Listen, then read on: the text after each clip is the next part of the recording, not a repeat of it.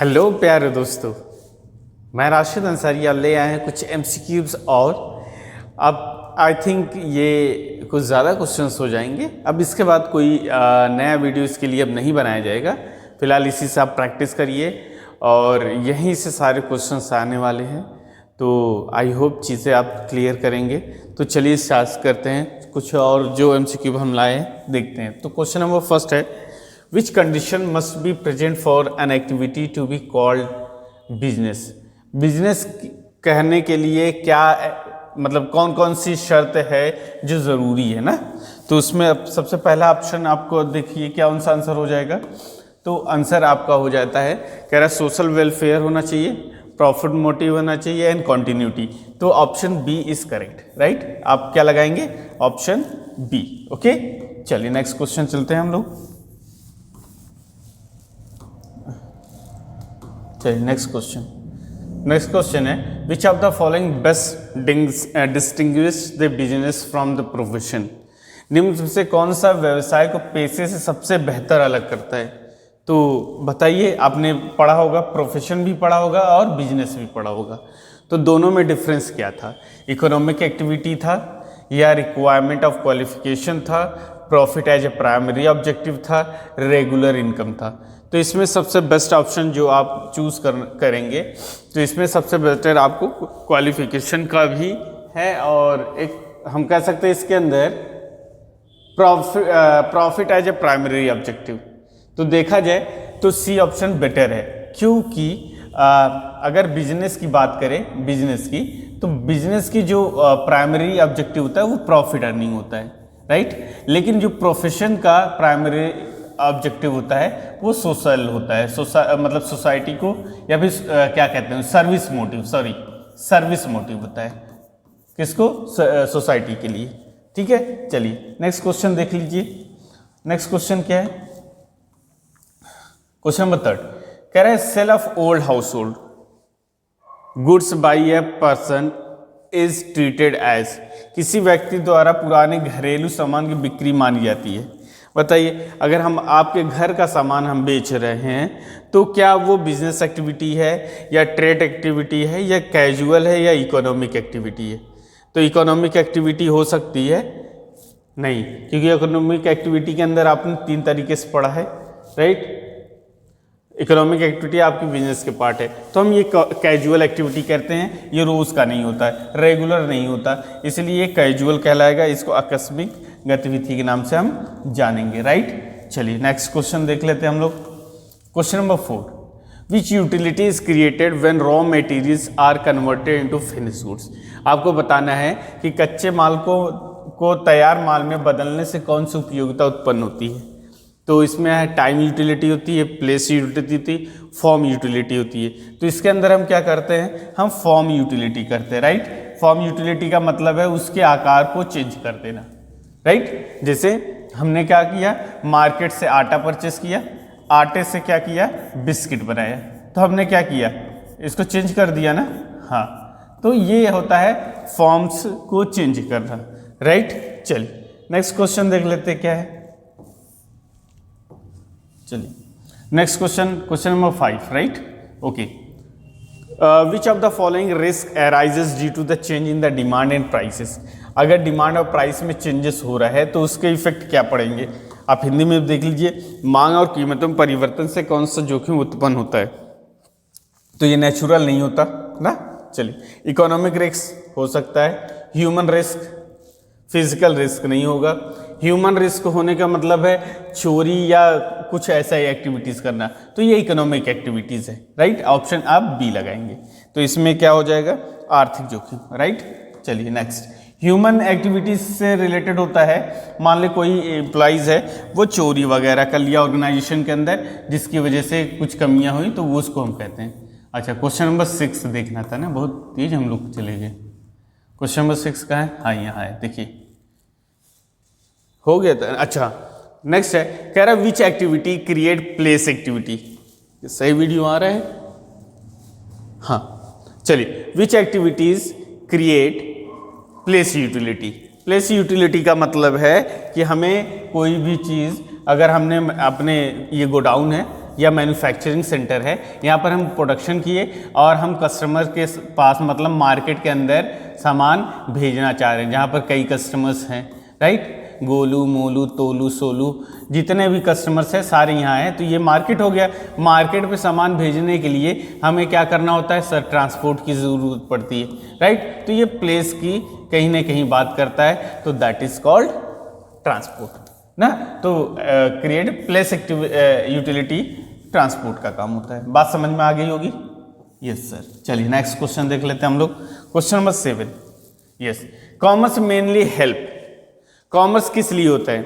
अच्छा, आपने पढ़ा होगा बिजनेस को डिवाइड किया है दो पार्ट्स में, एक मैन्युफैक्चरिंग और इंडस्ट्री और एक कॉमर्स में। तो कॉमर्स के लिए कह रहा है कि एक्टिविटीज़, कौन सी एक्टिविटीज़ एक्चुअली में किया जाता है। वाणिज्य मुख्य रूप से किस में सहायता करता है? तो बताओ। प्रोडक्शन ऑफ गुड्स में? नहीं सर। Extraction of resources? नहीं sir. Distribution of goods? Yes sir. Option C is correct. क्या है ऑप्शन आपका? डिस्ट्रीब्यूशन करने का। डिस्ट्रीब्यूशन का मतलब जनरली कि हम आसानी से सामान को कस्टमर्स तक पहुंचाए, वो काम वस्तु वितरण के रूप में किया जाता है बाय द कॉमर्स, ठीक है। क्योंकि इसके अंदर ही हमने ट्रेड और ऑक्सिलरी टू ट्रेड पढ़ा है, मतलब व्यापार और व्यापार के सहायक। चलिए नेक्स्ट क्वेश्चन नंबर 8 है, which of the following not an auxiliary to trade. अभी हमने बताया कि क्या क्या आते हैं। तो देखो, हमने बताया ना अभी कि दो तरह, बिजनेस को हमने दो पार्ट्स में डिवाइड किया। ये बिजनेस है, बिजनेस को दो टाइप में पार्ट्स में डिवाइड कर दिया गया।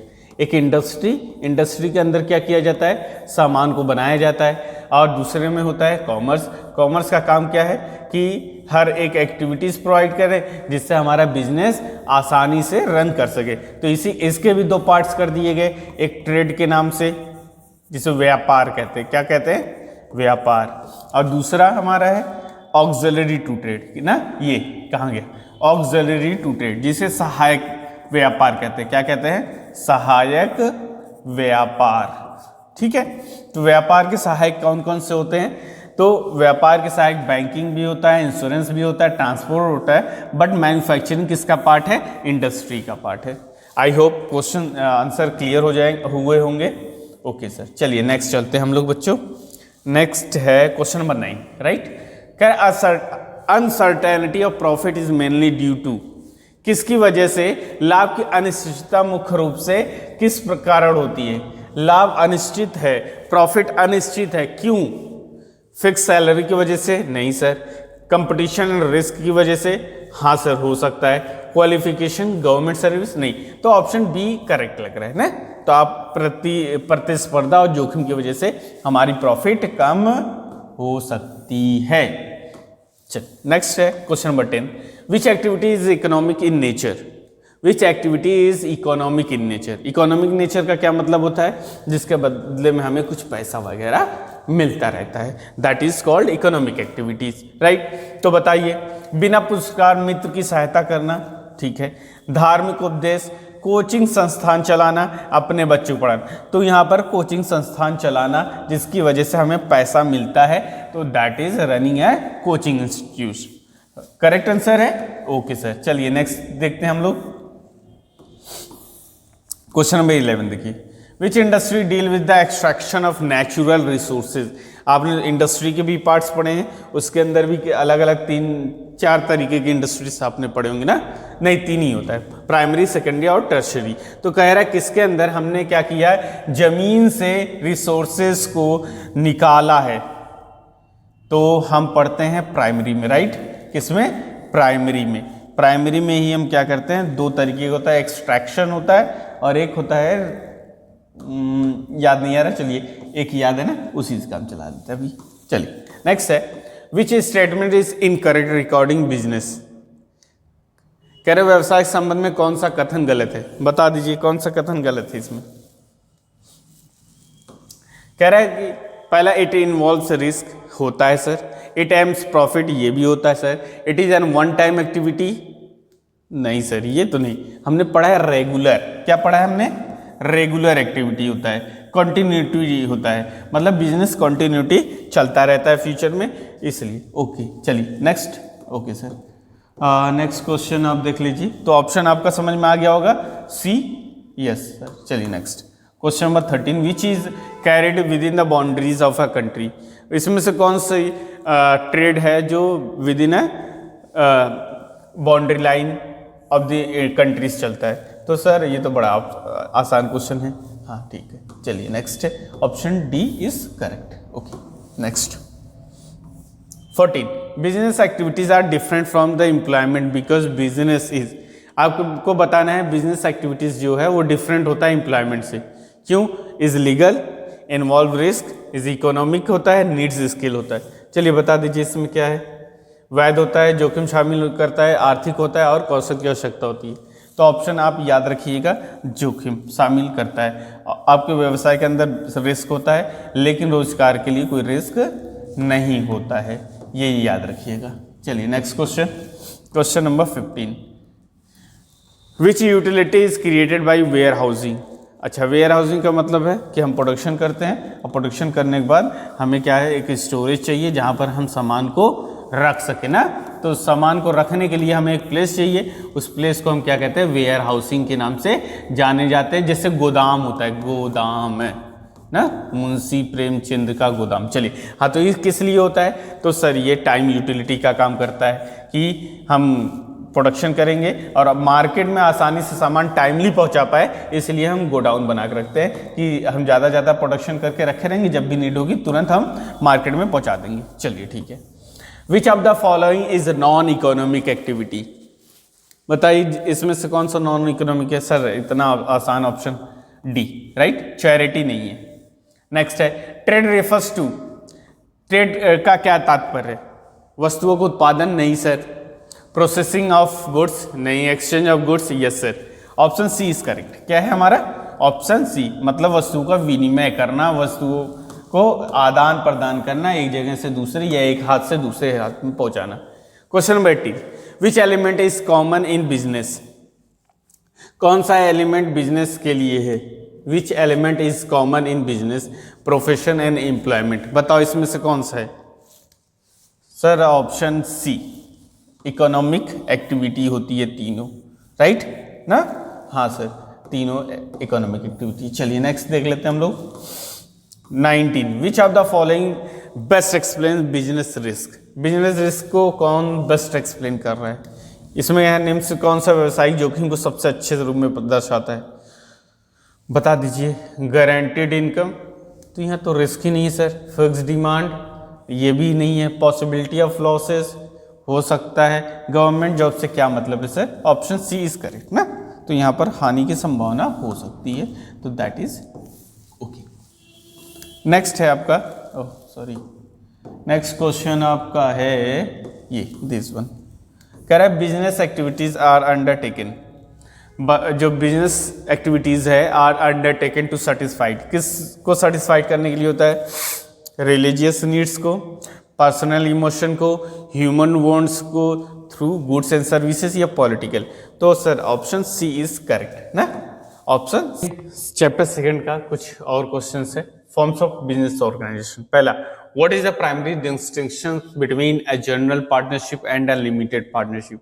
अच्छा, किस बेस पे हमने जनरल पार्टनरशिप बनाया है और लिमिटेड पार्टनरशिप बनाया है, ये क्वेश्चन है, राइट। तो आप बता दीजिए, हमने 3 टाइप के पढ़े थे, उसमें से एक था हमारा लायबिलिटी ऑफ पार्टनर के बेस पे। जनरल जो होता है उसका अनलिमिटेड लायबिलिटी होता है और लिमिटेड स्पेसिफाई है वो होता है, और ये लिमिटेड हमारे इंडिया के अंदर एग्जिस्ट नहीं करती है, ठीक है, तो ये याद रखिएगा।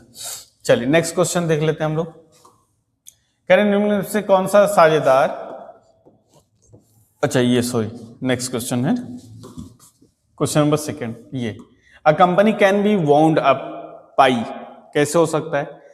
मेंबर्स वॉलंटरी वाइंडिंग अप कर सकते हैं, क्रेडिटर वॉलंटरी वाइंडिंग अप होता है, कंपल्सरी वाइंडिंग अप होता है, ऑल दी अबव सही है। तो ऑप्शन डी इज करेक्ट ना। सबका साथ सबका विकास के साथ चलेंगे, ठीक है। चलिए, which of the following is a characteristic of a cooperative society. कौन सा है? Which of the following is a characteristic. Cooperative society आपने पढ़ाई है, उसमें से पूछ रहा है कि कौन सा आपका कैरेक्टरिस्टिक है, कौन सी विशेषताएं हैं। तो विशेषताएं बता दीजिए थोड़ा। तो विशेषताएं में पहला है 1 members 1 vote, yes sir. Profit motive, limited liability, both? नहीं, तो option A is correct, limited liability होती है। हाँ लायबिलिटी तो बोथ, डी सही है। चल, इसके अंदर क्या होता है, 1 1 वोट भी होता है प्लस लायबिलिटी भी लिमिटेड होती है। Question number 4, what is the consequences of the partnership firm? Consequences का मतलब होता है रिजल्ट ना, क्या रिजल्ट निकल के आता है पार्टनरशिप फर्म बीइंग डिसॉल्व? कह रहा है बिजनेस ऑपरेशन सीज हो जाते हैं, बंद हो जाते हैं, हाँ से ठीक है। कंसिक्वेंस ऑफ पार्टनरशिप फर्म की बात हो रही है, अगर पार्टनरशिप फर्म बंद हो जाएगा तो क्या होगा? हाँ तो बिजनेस ऑपरेशन खत्म, asset distributed among the partners, हो सकता है liability are settle, all the above यहाँ पर सही ऑप्शन है। चलिए नेक्स्ट क्वेश्चन क्या है, पांचवा क्वेश्चन देखिए, अ प्राइवेट कंपनी, चलिए, a private company can be converted into the public company by, कैसे हो सकता है? पासिंग ए स्पेशल रेजोल्यूशन, ठीक है, increasing the number of members, increasing the share capital, तो option D is correct, right. चलिए next देखते हैं हम लोग। चलिए, what is the minimum number of directors required for a public company? तो ऑप्शन याद रखिएगा 3 होने चाहिए। ऑप्शन सॉरी कुछ ज्यादा हो गया। ओके नेक्स्ट, इसमें कितने हो गए? थोड़ा सा और छोटा हो जाए बेटा। हाँ 3, ऑप्शन बी। क्वेश्चन नंबर 7 देखिए, इसी से चलो भाई, a sole proprietorship is taxed as, separate entity होता है, a pass through entity, both A and B. एक स्वामित्व को कर के रूप में माना जाता है, एक अलग इकाई के रूप में, एक पास थ्रू इकाई के रूप में। पास थ्रू क्या होता है यार? तो ऑप्शन ए सही है ना, एक अलग इकाई के रूप में माना जाता है। चलिए नेक्स्ट क्वेश्चन नंबर 8 है, which of the following is advantage of a joint venture? Joint venture के क्या एडवांटेज है? शेयर्स रिस्क भी होता है, शेयर्स एक्सपर्टीज भी, जो increase resource, all the above, option D is correct. 9, company is required to hold its first annual general meeting within, कितने महीने के अंदर एक कंपनी को एनुअल जनरल मीटिंग करने की जरूरत होती है? तो 18 मंथ सही है। क्या है? D. What is the consequences of company failing to hold an annual general meeting? अगर वो जनरल मीटिंग नहीं कर पाती है एक साल में तो क्या होता है? वो क्या हो जाता है? फाइन लगता है, पेनाल्टीज भी लग सकती है, वाइंडिंग अप भी हो सकता है, तो डी ऑप्शन सही है यहाँ पे। A partnership firm is dissolve by, agreement भी हो सकता है, नोटिस भी होता है, death of partner, all the above. 11th, चलिए, which of the following is the type of company? कौन सी कंपनी है? प्राइवेट कंपनी भी होती है, पब्लिक कंपनी भी होती है, तो बोथ है। What is the liability of a share holder in a company? एक शेयर होल्डर की कह रहा है, what is the liability of share holders? A company limited होती है, याद रखिएगा ऑप्शन ए। ऑप्शन ए शेयरधारी की देता है, लिमिटेड होती है। A company can raise capital by, कैसे कैपिटल रेज कर सकती है? इशूइंग शेयर्स, इशूइंग डिबेंचर, या taking loans, all the above ना, तो ऑप्शन याद रखिएगा ऑल दी अबव है। चलिए next question, what is a primary destruction between, अच्छा ये तो हो गया ना, अच्छा वेट करिए, कितना क्वेश्चन हुआ? 14 और कहाँ है?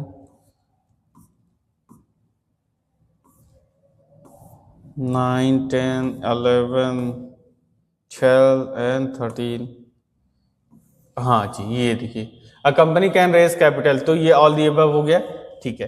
15 देखिए, विच of the following is a characteristic of a private company? एक प्राइवेट कंपनी की क्या कैरेक्टरिस्टिक है? वो लिमिटेड लायबिलिटी होती है, ये तो दोनों में होता है sir. Transferable shares, private company में ट्रांसफरेबल शेयर्स नहीं होते, तो सिर्फ लिमिटेड लायबिलिटी आप लेके चल सकते हैं, ऑप्शन ए, ठीक है। अब partnership firm is, partnership firm कैसा होता है? सेपरेट लीगल एंटिटी होती है, not a separate legal entity, तो ऑप्शन बी सही है, ये सेपरेट लीगल एंटिटी इसके अंदर नहीं होती है। Which of the following is advantage of sole proprietorship? Sole proprietorship का एडवांटेज बता दीजिए क्या होता है? सर इजी टू एस्टैब्लिश होता है, हाँ सर। अनलिमिटेड लायबिलिटी होती है, हाँ सर, दोनों होता है, तो ऑप्शन सी करेक्ट ना। 18, a company is manage by, company कौन मैनेज करता है? तो ऑप्शन याद रखिएगा डायरेक्टर, कौन करता है? ऑप्शन बी डायरेक्टर या निदेशक द्वारा। अच्छा क्वेश्चन नंबर 19 में कह रहा है, which of the following is a type of partnership? तो पार्टनरशिप के दोनों टाइप है, जनरल पार्टनरशिप भी होता है और लिमिटेड होता है, फर्स्ट क्वेश्चन के अंदर ही डिस्कस किया था। चलिए नेक्स्ट, कह रहा है sole proprietorship can be converted into a partnership firm, company, both है एंड बी।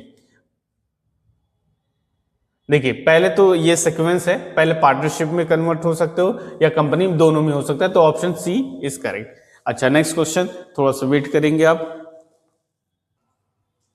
चलिए नेक्स्ट क्वेश्चन देखिए, सोर्स ऑफ बिजनेस फंड्स है। What is the primary source of long term funds for a business. तो यहां पर देखिए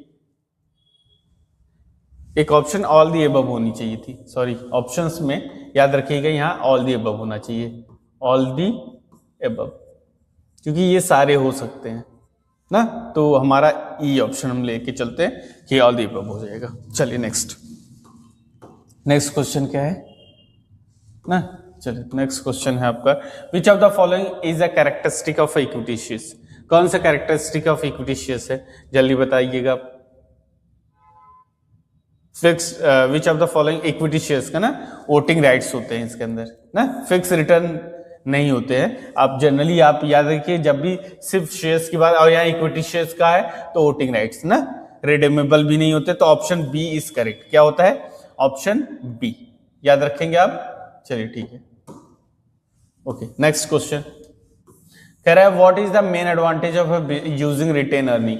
अगर retain earning है, रिटेन अर्निंग का मतलब समझ रहे हो कि प्रॉफिट का वो पार्ट जो बिजनेस बचा के अपने पास रखती है। कह रहा है what is the main advantage of the using retain earning.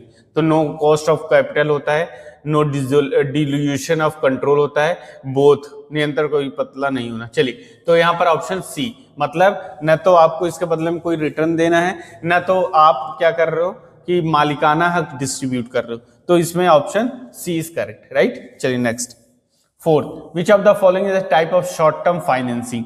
Short term का मतलब होता है कि 1 ईयर से कम के लिए जो भी फाइनेंसिंग कंपनी के थ्रू होती है, तो वो क्या क्या है। तो याद रखिएगा कॉमर्शियल पेपर भी आते हैं उसके अंदर, फिर से गड़बड़ हो गया, कॉमर्शियल पेपर भी आता है, याद रखिएगा ट्रेड क्रेडिट भी आता है, बैंक ओवरड्राफ्ट, इसलिए ऑल दी अबव हो जाएगा। तो आपका आंसर ऑल दी अबव। बात समझ में आएगी, ओके सर। चलिए नेक्स्ट देख लेते हैं आप। What is the main risk associated with debt financing. Debt financing के लिए कौन सा risk, what is the main risk. अच्छा हिंदी में एक बार देख लीजिए, कह रहे ऋण वित्त पोषण से जुड़ा मुख्य जोखिम क्या है। तो डेट अगर आप लोन लेते हो तो उससे सबसे ज्यादा मेन रिस्क क्या है, फाइनेंशियल रिस्क होता है, बिजनेस रिस्क होता है, बोथ होता है। अच्छा फाइनेंशियल रिस्क ये मैक्सिमम होता है, तो हम ऑप्शन ए लेके चलेंगे, फाइनेंशियल रिस्क होता है ना, यहाँ पर option A is financial risk. चलिए नेक्स्ट क्वेश्चन देख लेते हैं हम लोग।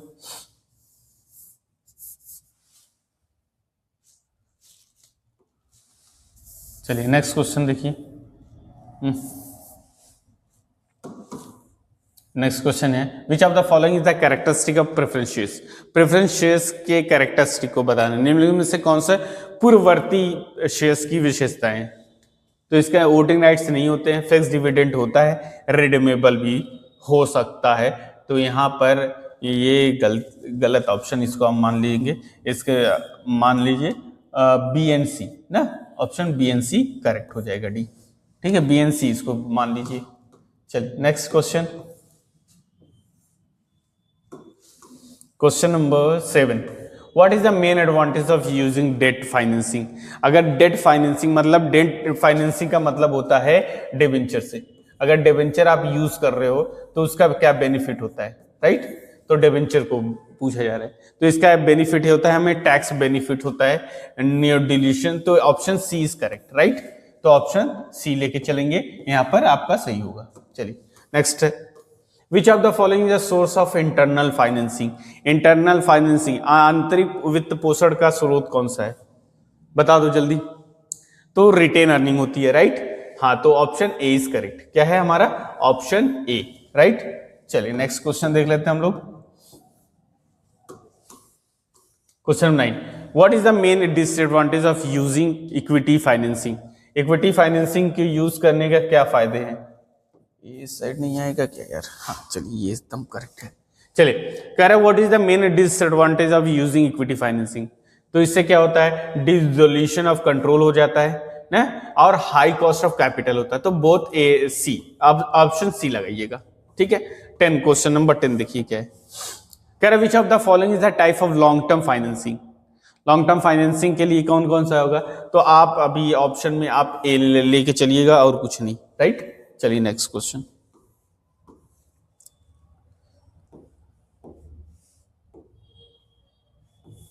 अच्छा चलिए नेक्स्ट क्वेश्चन कह रहा है what is the main advantage of using trade credit as a source of fund. अगर हम trade credit as a source of funds use कर रहे हैं तो क्या एडवांटेज है? No interest cost, easy availability, both A and B. Interest on cost हो सकता है, ऐसा हम नहीं कह सकते। हाँ, इजी अवेलेबिलिटी होती है। अच्छा, ट्रेड क्या है? Using credit, trade credit. अच्छा, ट्रेड क्रेडिट होता क्या है पहले ये समझिए। आपने क्या किया, आप बिजनेस हो, आपने क्या किया, आपने सामान खरीदा ना, सामान खरीदा, ये सेलर है ना, सेलर, तो इन्होंने सामान आपको सेल कर दिया। अब कैसे सेल किया? ऑन क्रेडिट कर दिया। तो अच्छा, क्या इसके लिए आपने कोई इंटरेस्ट वगैरह देते हो? सर नहीं देते हैं। तो ये आपके लिए both A and B, C है, मतलब option C is correct, right. चलिए नेक्स्ट क्वेश्चन क्या है, नेक्स्ट क्वेश्चन देख लेते हैं हम लोग। यस 12 देखिए, विच of the following is a characteristic of debenture. Debenture का कैरेक्टरिस्टिक क्या है? फिक्स रिटर्न होता है। हाँ सर, हमें एक फिक्स रेट ऑफ डिबेंचर देना होता है। डिबेंचर जब भी लिखा रहता है तो आपने देखा होगा 10% डिबेंचर, 20% डिबेंचर, समथिंग ऐसे करके लिखा होता है। इसका मतलब है इंटरेस्ट रेट से, और ये इंटरेस्ट रेट फिक्स होता है, इसलिए इसके अंदर फिक्स रिटर्न होता है, ठीक है। ये वोटिंग राइट्स होता है? नहीं होता। रिडीमेबल होता है सर, तो ये भी ऑप्शन आपका गलत हो जाएगा। तो यहाँ पर आप मान के चलिएगा ऑप्शन ए एन सी ना, ऑप्शन एन सी, डी में ऑप्शन ए एन सी, ठीक है। क्वेश्चन गड़बड़ है। चलिए next question, question 30, what is the main risk associated with equity financing. तो फाइनेंशियल रिस्क, बिजनेस रिस्क, इसके अंदर दोनों होते हैं। ऑप्शन आप लगा के चाहेंगे सी, राइट। चलिए नेक्स्ट क्वेश्चन कह रहा है which of the following is a source of external financing. चलिए बता दीजिए, एक्सटर्नल का मतलब है आउटसाइड से अगर हम लोन लेते हैं तो उससे क्या है, क्या दिक्कत होनी है, क्या प्रॉब्लम्स होगी। विच of the following source of external, अच्छा कौन से फाइनेंसिंग, तो ऑप्शन याद रखिएगा डी, सॉरी यहाँ पर ऑप्शन सी डिबेंचर होता है, ये एक्सटर्नल होते हैं, ठीक है। चलिए नेक्स्ट है question number 15, what is the main advantage of using retain earning as a source of funds. अगर हमने क्या किया है, क्या एडवांटेज है रिटेन अर्निंग को अगर हम यूज करते हैं तो? नो कॉस्ट ऑफ कैपिटल, ये तो हमने क्वेश्चन किया ना, हाँ सर। चलिए ऑप्शन सी है, ठीक है, याद रखिएगा। चलिए okay, question next, which of the following is the type of hybrid financing.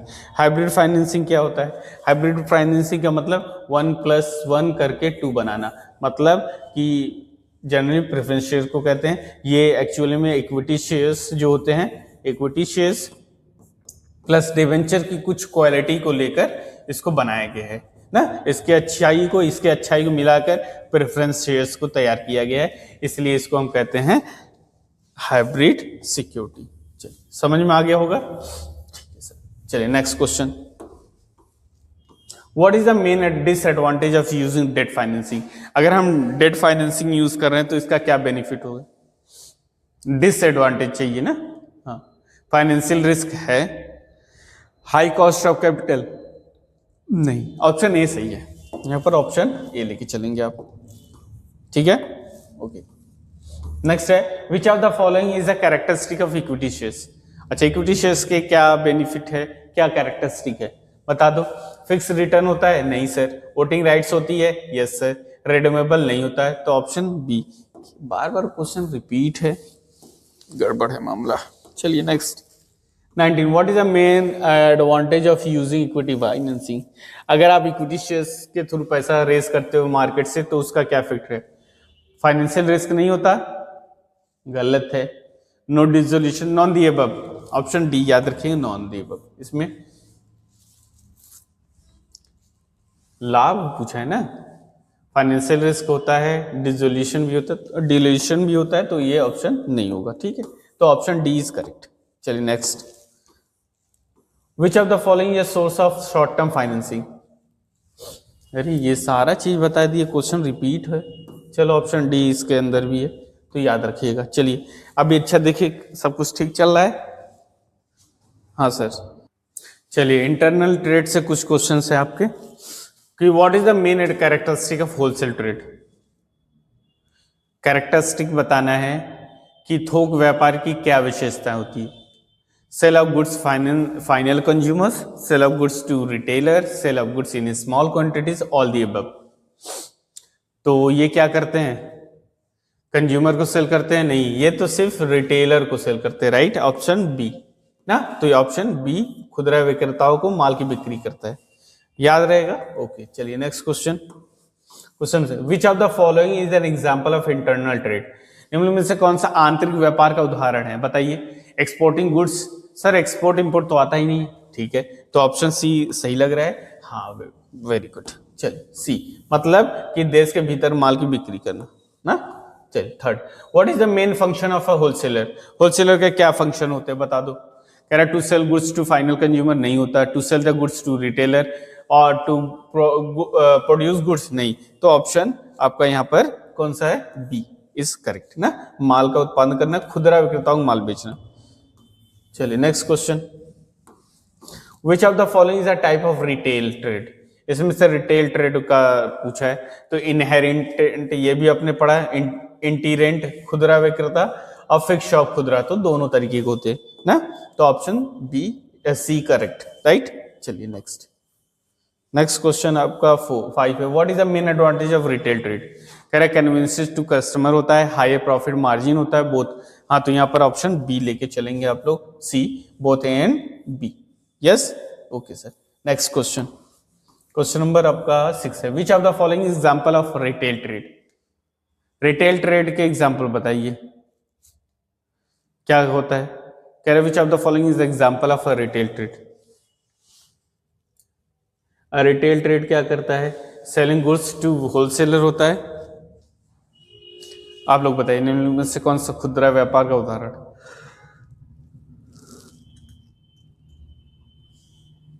तो ऑप्शन ए सही है ना। हाँ sir, option A is correct. नहीं, ये तो उल्टा हो जाएगा, गलत है। चलो बता दो क्या होता है। Which of the following example of retail trade ना, तो ये क्या करता है, उपभोक्ताओं को बेचता है, C, option C is correct ना, selling of goods to consumers. चलो next question, what is the main characteristic of a supermarket. Supermarket आप जानते ही, तो उसके क्या रहा है कैरेक्टरिस्टिक बताना। तो ये देखिए लार्ज स्केल भी होता है, सेल्फ सर्विसेज भी होता है, वाइड वैरायटी ऑफ प्रोडक्ट भी होता है, तो option D is correct, right. चलिए नेक्स्ट क्वेश्चन देख लेते हैं हम लोग। कह रहे which of the following is the type of wholesale trade. Wholesale trade का टाइप बता दीजिए, कौन कौन सा होलसेल ट्रेड का टाइप आपने पढ़ा है। कह रहा है कि विच ऑफ द ना, मर्चेंट होलसेल होता है, एजेंट होलसेलर बोथ एंड भी होता है, तो ये दोनों बोथ बी लेके हम चलने वाले हैं, मतलब ऑप्शन सी इज करेक्ट। चलिए next question, what is the main function of retailer. एक खुदरा विक्रेता का मुख्य कार्य क्या है, to sell goods to wholesaler, retailer.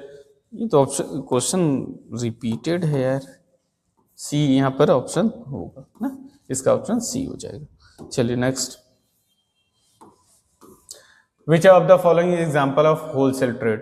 Wholesale trade का एग्जांपल बताना है, सेलिंग गुड्स टू रिटेलर होता है, selling goods to final consumers होता है, selling goods, C option correct है, राइट। तो यहाँ पर ऑप्शन सी इज करेक्ट। चलिए option C. Next 11, what is the main advantage of wholesale trade. थोक व्यापार का मुख्य लाभ क्या होता है, इकोनॉमिक ऑफ स्केल होता है, ठीक है, हायर प्रॉफिट मार्जिन होता है, बोथ एंड बी, तो option C. Which of the following is a type of retail trade. Retail trade का एग्जांपल आपको बताना है, मतलब टाइप, तो डिपार्टमेंटल स्टोर होता है, चेन स्टोर भी होता है, बोथ एंड बी ना, तो C option. What is the main characteristic of departmental store. Departmental store में हम लोग क्या करते हैं, लार्ज स्केल रिटेलिंग होता है, wide variety, both and C, मतलब सी वाला ऑप्शन बेटर है। Which of the following is example of a retail trade. Retail trade के फायदा क्या होता है, सेलिंग कंज्यूमर, चलो C. What is the main function of wholesale, यार गजब क्वेश्चन है यार। अच्छा to sell goods to final consumer नहीं होता, रिटेलर को होता है, सी। बार बार question, which of the following is a type of wholesale trade.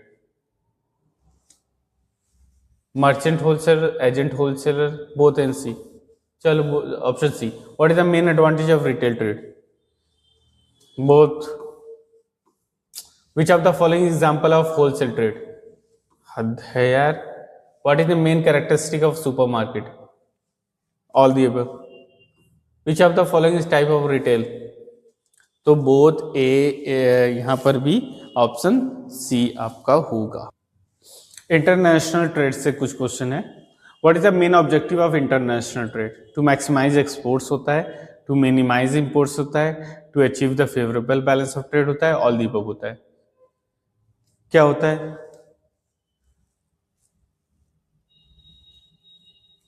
All the above ना, सही, ऑल दी अबव। चलिए next, which of the following is the type of international trade? तो अपने इंटरनेशनल ट्रेड में तीनों पड़ा होगा, एक्सपोर्ट ट्रेड होता है, इंपोर्ट ट्रेड भी होता है और इंटरपोर्ट होता है। चलिए नेक्स्ट है, what is the main advantage of international trade? Increase competition होता है, इकोनॉमिक्स ऑफ स्केल, तो all the above. Which of the following is a barrier to international?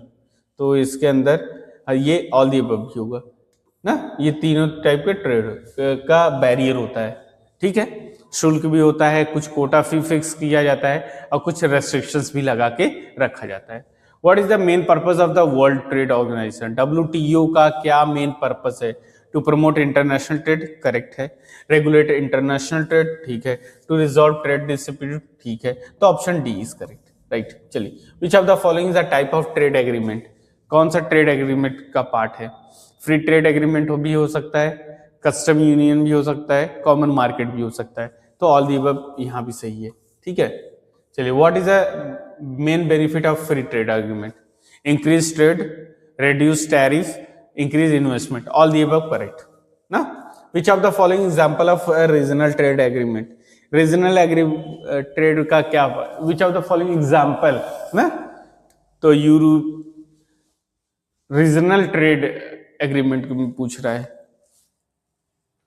तो EU, European union, north American free trade agreement, NAFTA, या association of southern Asia. तो इसके अंदर ये D चारों आते हैं ना, याद रखिए चारों आते हैं। What is the main objective of the general agreement on tariff and trade? इसका क्या पर्पस था? गैट जो आया, general agreement on tariff and trade, ये इससे पहले मतलब इसके बाद ही WTO आया था। ठीक है, तो इसके अंदर कह रहा है कि क्या मेन ऑब्जेक्टिव था, तो टैरिफ को रिड्यूस करना था, इंक्रीज ट्रेड था, प्रमोट इंटरनेशनल ट्रेड था, तो ऑल दी अबव करेक्ट है। चलिए आगे कुछ क्वेश्चन देख लेते हैं और लास्ट कुछ क्वेश्चन हम लाए हैं बिजनेस सर्विस से ना। What is the main characteristic of a service? क्या कैरेक्टरिस्टिक होता है सर्विस का? टेंजिबल होता है? नहीं सर, इंटेंजिबल होता है, तो option B is correct, right. चलिए नेक्स्ट देख लेते हैं, which of the following example of a business service? बताइए बिजनेस सर्विस का कौन सा एग्जांपल होगा? तो सर सभी होंगे, क्योंकि इसके अंदर बैंकिंग भी आता है, बीमा भी आता है, परिवहन भी आता है। What is the main objective of a business service? जो बिजनेस सर्विस होता है क्या उसका मोटिव होता है? Provide product, service, generate revenue, all the above ना, ठीक है। Which of the following is a type of business service? तो फाइनेंशियल सर्विस होता है, मार्केटिंग सर्विस भी, ऑपरेशनल सर्विस भी होता है, तो ये आपका डी होगा। कह रहा what is the main advantage of outsourcing business services? तो आउटसोर्सिंग बिजनेस का मतलब आपने पढ़ा ही होगा। आउटसोर्सिंग जो आपने पढ़ा है ट्रेड के अंदर, कि उसके अंदर होता है दो तरीके का होता है, एक KPO होता है और एक NPO होता है ना, नहीं, नॉलेज प्रोसेसिंग यूनिट, और एक बिजनेस BPO और KPO होता है ना। तो उसी से पूछ रहा है कि एडवांटेज क्या है अगर आउटसोर्सिंग बिजनेस कर रहे हैं? तो कॉस्ट सेविंग भी होता है, इंक्रीज इफिशियंसी भी होता है, इंप्रूव क्वालिटी होता है, तो ऑल दी अबव यहाँ पर करेक्ट होगा। विच of the following example of a financial service? तो इसके अंदर सब आते हैं। चलिए, what is the main characteristic of service oriented business? तो फोकस ऑन प्रोडक्ट होता है, फोकस ऑन सर्विस, कस्टमर, सभी सही है। Which of the following is the type of marketing service? Marketing type के पूछ रहा है कि कौन कौन सर्विस, एडवर्टाइजिंग होता है, सेल्स फॉर्म, सब, तो ऑल दी अबव यहाँ भी सही है। चलिए, कह रहा what is the main objective of a customer service? To provide product, to provide service, to resolve customer complaint, all the above सही है। Which of the following example of an operational service? Operational service में क्या क्या आते हैं, logistics भी आते हैं ना, सप्लाई चेन मैनेजमेंट आता है फैसे, तो यहाँ भी डी ऑप्शन करेक्ट है। कह रहा what is the main advantage of using cloud based business service, तो स्केलेबिलिटी होता है कि ज़्यादा सेल किया जाता है, फ्लेक्सिबिलिटी भी होता है, कॉस्ट सेविंग भी, तो ऑल दी अबव यहाँ भी सही है। Which of the following is a type of IT service, IT service का मतलब है इंटरनेट से ना, ठीक है, ओके।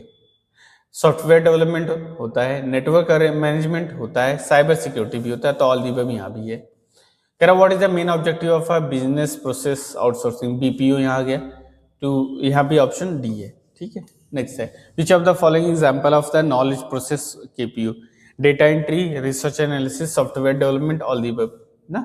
कह रहा what is the main advantage of using a share service center, SSC, तो कॉस्ट सेविंग होता है, ठीक है, increase efficiency, improve quality, all the above correct है। Which of the following is a type of business service, financial service, marketing, all the above. कह रहा है कि what is the main characteristic of service oriented, वही तो question है यार, all the above. Which of the following example of a business service, banking, insurance, transport, all the above. What is the main objective of the business services, to provide product, service, revenue, all the above. Last है आपका which of the following is a type of IT service, तो इसके अंदर भी सभी आते हैं, और इस तरीके से आपके सारे क्वेश्चंस यहीं तक कंप्लीट होते हैं। कुछ क्वेश्चन बैंकिंग से हो सकते हैं, तो थोड़ा सा आप बैंकिंग भी पढ़ लीजिएगा।